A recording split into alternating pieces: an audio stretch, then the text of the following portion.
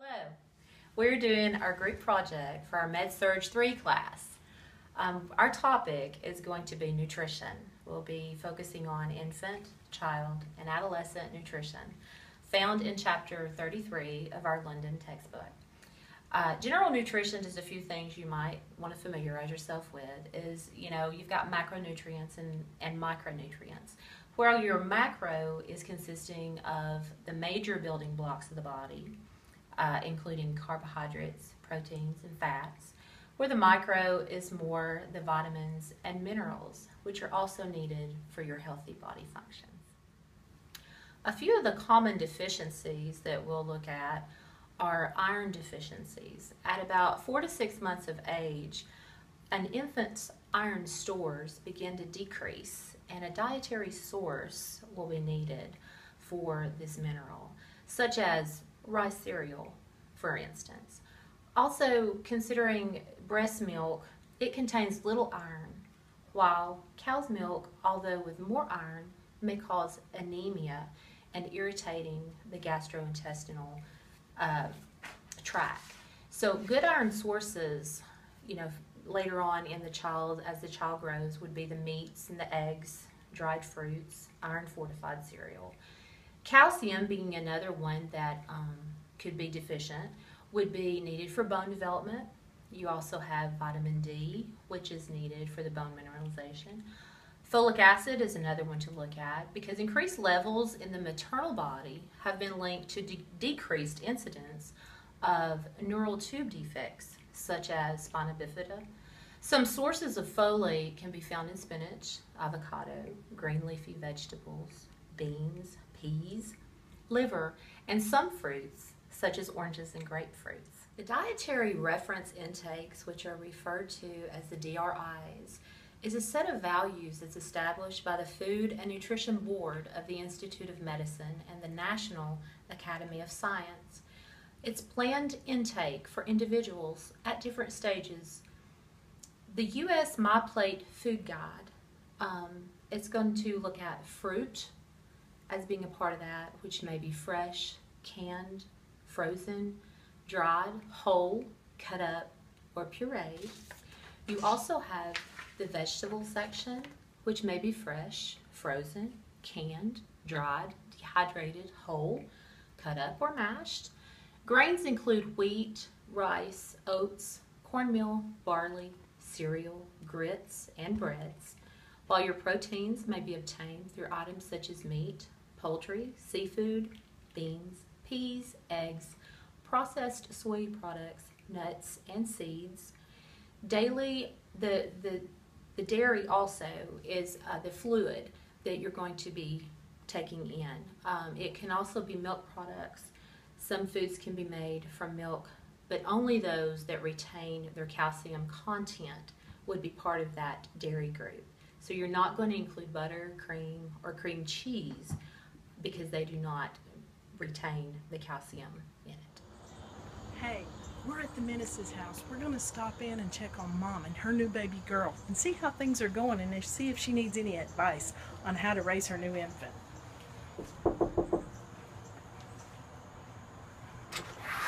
Hi, come on in.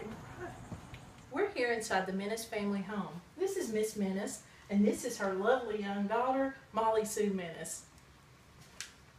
How you doing, Miss Menace? I'm doing great. I'm so glad you're here. I was just getting ready to feed my baby. Great. It's okay, Molly Sue.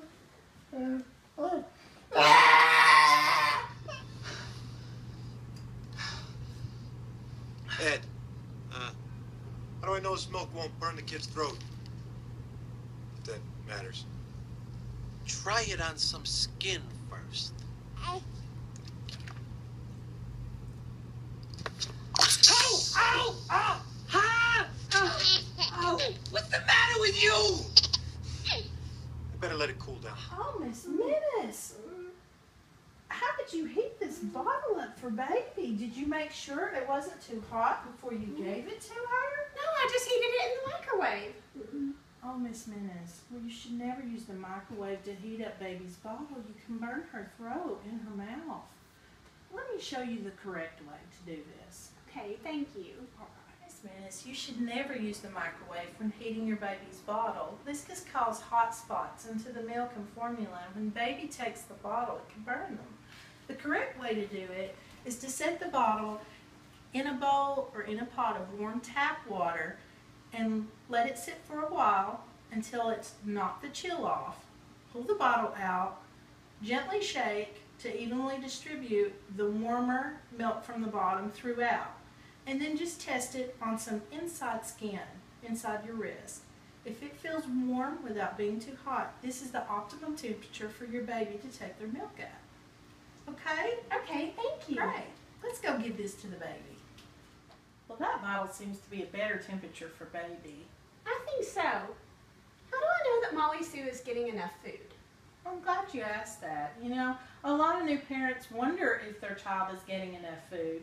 And some of the ways that you can tell is by how many wet diapers do they have a day? Is it 3 to 6 wet diapers a day and a passing of some soft stool? That could be enough proof alone that your child is getting enough. But if you want to be sure about their growth and development, one of the things people do have to worry about with children is childhood hunger. You know, 20% of America's kids are hungry, and that's mostly due to being exposed to living in homes that are poverty-stricken, and there's not enough resources for these children to get the nutrients that they need. That's 1 in every 5 kids. It's unbelievable. That's a lot of children. Yes. I'm glad that my baby has enough food. Yes.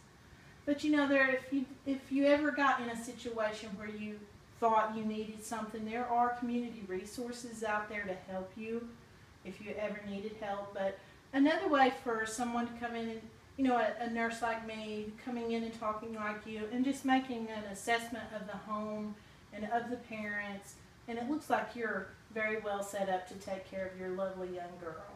Oh, yes. But another way to tell about their growth and development is to start measuring the baby for their age of growth on a chart and looking at their BMI. And that's their height per meter ratio, a height to weight per meter ratio. And baby looks content, happy, and is putting on weight. But that can be charted. I have a chart I can show you here. A lot of these charts you can find on cdc.gov. It has your child's growth and development and where they should be in their target zones. So anything from 10 to 90%, as long as he's in that range, he's being well nourished. Under 10% is undernourished, and over 90%, unfortunately, is overnourished. And that brings on obesity issues, which is another topic altogether. But undernourishment can cause a lot of health problems that we just do not want baby to go through.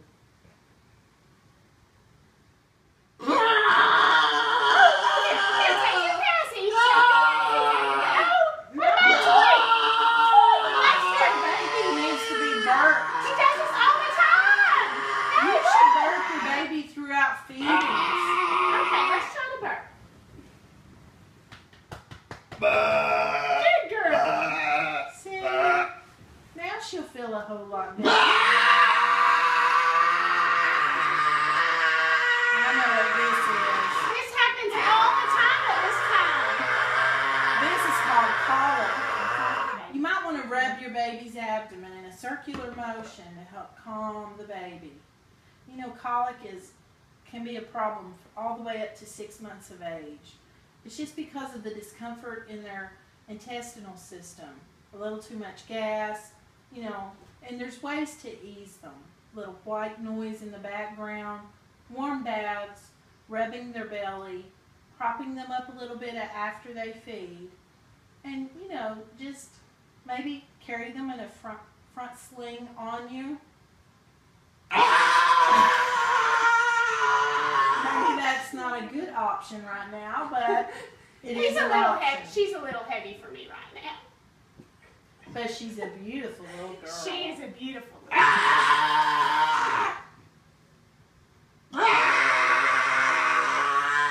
I'm so glad she's resting well. I'm just going to leave her like this for a little while.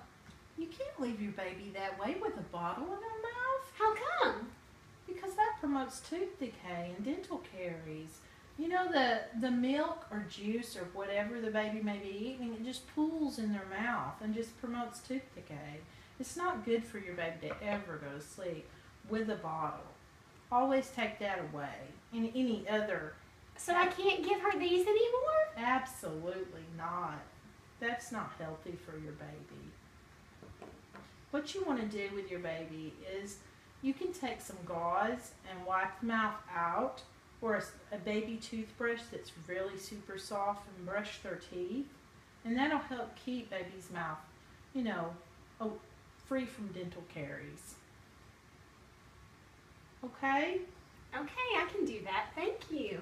Good. Oh, Molly Sue, she's eating chalk again. She's been doing that a lot lately. No, baby, don't eat chalk. This is something called pica, where children start eating substances that are non-nutritive, like chalk, or it could be dirt. It could be even, some people have been known to eat laundry soap powders. So you need to really watch Molly Sue and not let her have these types of things. Okay, let's take this away, Molly Sue.